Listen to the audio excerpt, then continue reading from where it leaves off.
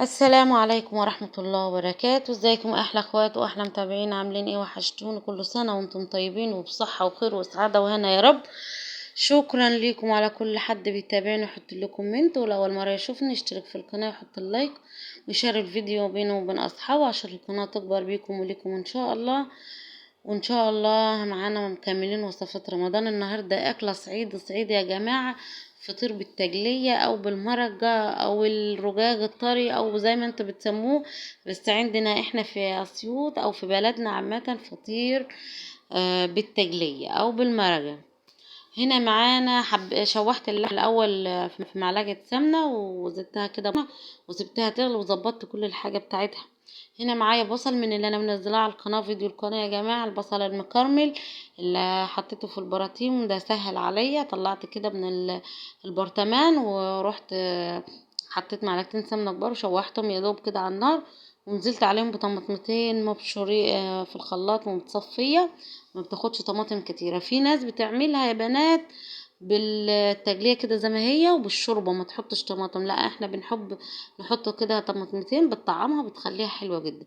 ده شكلها كده في الاخر لما كانت اتسبكت وزدتها بالشوربة وحطيت فيها اللحمة عشان اللحمة تشرب من التجلية ويكون طعمها حلو.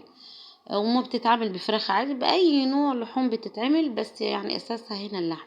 هنا جينا للرجاج الطري أو الفطير بتاعنا. معايا هنا كيلو دقيق، كيلو دقيق ومج، حوالي كيلو ومج.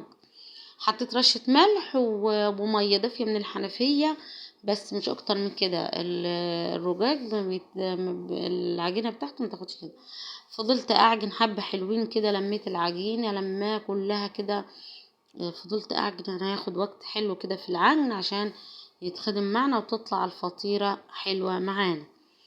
اللهم صل وسلم وبارك على سيدنا محمد وعلى آله وصحبه أجمعين. اتفرجوا الفيديو للآخر، حلو جدا. وضرب الفطير يعني كده مش كلها بتعرف تضربه، فاحنا يعني كده خبرة بنوسع الفطيرة زي ما انتوا هتشوفوها دلوقتي. هنا بصوا يا بنات تركاية حلوة. بعد ما خلصت كده عجين ولميت العجينة بالمية وظبطتها خلاص، راح اخلص حطيت معلقتين سمنة هلم بيهم العجينة. بتخلي الفطيرة معايا طرية، اللهم بارك اللهم بارك، حاجة تحفة بجد اقسم بالله. لان ده دقيق فينو، مش هحط عليه جمح اللي هو بتاعنا من الجمح، عاملاه فينو خالص، بس تحفة بيطر معايا الفطيرة. انا عجنتهم كده وسبتهم كده حوالي ربع ساعة ترتاح بعد ما خلصت عجين، وبعد كده هقطعهم كور. بعد كده هحطهم يعني كور في الدقيق. معلقة السمن دي اللي انا حطيتها بتخلي الفطيرة في حتة تاني، اقسم بالله جربوها ان شاء الله هتعجبكم. هتخليها طرية معايا حلوة جدا ومورجة، وهتبقى فظيعة. اللي هي بتتعمل دي في الرجاج الطري يا بنات. كده خلصت عجن ولميت العجينة، اللهم بارك طلعت معايا حلوة. وبعد كده هقطعهم زي ما قلت كده، تسيبيها ترتاح ربع ساعة مش اكتر او 10 دقايق. لو انت مستعجله هقطعها كده حجم واحد بنفس الكورة دي. حجم حلو، لا كبيرة ولا صغيرة، متوسطة. وبصوا هي عجينة حلوة وملزجة معايا، ما نحطش اي حاجة على العجينة بتاعت الرجاج غير رشة ملح ومية ودقيق، مش اكتر من كده يا بنات. بس طلعوا معايا حبة فطير او رجاج طري تحفة. اللهم صل وسلم وبارك على سيدنا محمد وعلى آله وصحبه أجمعين. كملوا الفيديو الآخر وشيروا الفيديو على قد ما تقدروا. دي الكمية طلعت معايا حوالي 12 أو 13 فطيرة. هنا ابتدينا الضرب. كنت بضرب أنا وأمي. بنوسح كده الفطيرة. ده اسمه عود اللي احنا بنضرب بيه على طبق. الطبق دي عاملينها من الورق برضو. ده بنضرب كده عليهم بنوسعه، وتضربي على طبلية او عندك الرخامة واسعة كده وحلوة تقدري. بس احنا عشان الفرن وكده بنحب نجيب الطباق دي قدام الفرن ونقعد كده نخبز عليها. هنوسع كده الفطيرة، اللهم بارك كده. بص بحب ضرب الفطير جدا، تبقى كده رقيقة معانا وحلوة وسمكها حلو. الفطير الأكلة دي بنحبها جدا أنا والأولاد، وصممت أعملها. ووقفت كده لكل الأكلات اللي بنعملها، نفسيتي تعبت، عايزة أكل كده حلو ويملى الدماغ، أكلة صعيدي كده ترم العظم. فحبيت أعمل الأكلة دي النهاردة وتغيير يعني حبة. بصوا كده، أول فطيرة كده رميناها اهو في الفرن. بصوا يعني هتتشمع وتجلبيها، الناحية التانية هتتنفخ معانا، يبقى كده انت ماشية صح. اول ما تجيب معايا كده الفطيرة اللهم بارك، هتطلع معاكي، هيطلع معاك الفطير تحفة. بصوا ركزوا معايا في بص الانتفاخ. بصوا يا جماعة، بسم الله ما شاء الله. كده اول ما تجيب بالطريقة دي اللهم بارك كده حاجة تحفة. جربوا طريقة الفطير دي وهتعجبكم. هنا ابتدينا كده واحدة تاني، هنفرش كده بالطريقة دي. هتوسعي كده لان العجينة مرتاحة ومتظبطة معايا، هتفرد معانا كده بسرعة.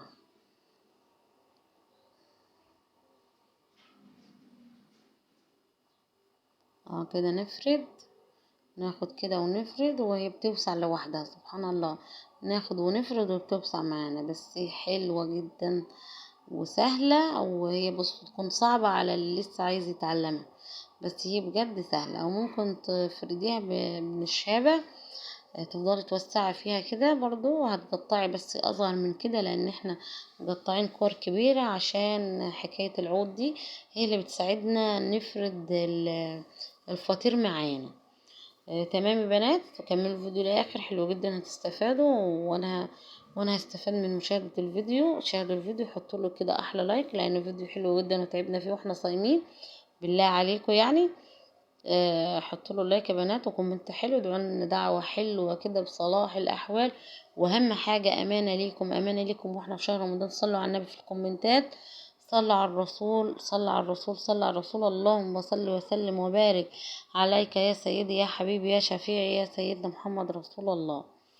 هنا بصوا عملت الفطيرة التانية ورميتها برضو كده في الفرن، هتتشمع. هقلب على الناحية التانية، هتجيب معايا كده، هنطلع على طول، ما بتاخدش وقت، ما بتاخدش يا بنات. الفرن بتكون من فوق وتحت، مش عالية يعني قوي، يعني حلوة مظبوطة.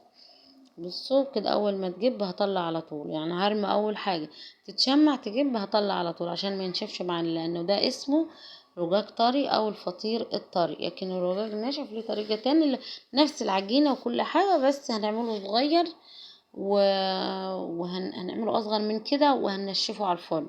هنطلعه كده الناشف من على الفرن. هعمل لكم برضو الرقاق الناشف ان شاء الله، ونعمل بيه برضو باللحمة المفرومة بإذن الله قريب. هنطلع كده معانا كده. بصوا ده الفطيرة اهو، بعد ما ده اللي كان بيطلع يعني لسه كنا بنضرب برضو يعني كده. احنا بعد ما طلعنا بنوريكم كده هو، ودي شروق بنتي كانت بتوريكم هو كده طالع من الفرن وسخن وكده. هنا كنت بغرف، هنا كده كانت التجلية استوت معانا وبغرف.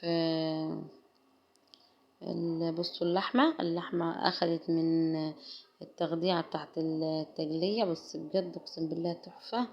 وريحة اللحمة كده التجلية، الأكلة دي أنا وعيالي في قلبنا بجد بنحبها جدا جدا، فصممت أعملها النهاردة والحمد لله عملناها. هنا بصوا يا بنات، كنت بغرف هنا. بصوا التجلية حلوة كيف، يا الله. كده لازم تكون السمنة كده على الوش، هي لازم كده، هي دسمة وتقيلة بس آه إيه كنا لازم تتعمل ويكون فيها دسم والسمنة بتاعتها تكون بالطريقة دي. معلش يعني سامحوني، بس هي لازم يكون سمنتها بالطريقة دي يا بنات عشان بيكون طعمها حلو، وهي أساسها كده، أساسها السمنة. بصوا ده كده كان شكل الأكل كله بعد ما غرفنا. وبصوا طراوة الفطيرة، بصوا اللهم بارك، حلوة جدا وطرية كده وفظيعة. هنا بصوا كانوا عايزين يدوقوا كده. بصوا تحفة بجد، بالهنا والشفا طبعا لكم ولينا، وكل سنة وانتم طيبين، وشاهدوا الفيديو، وشكرا لكم وشكرا على المتابعة.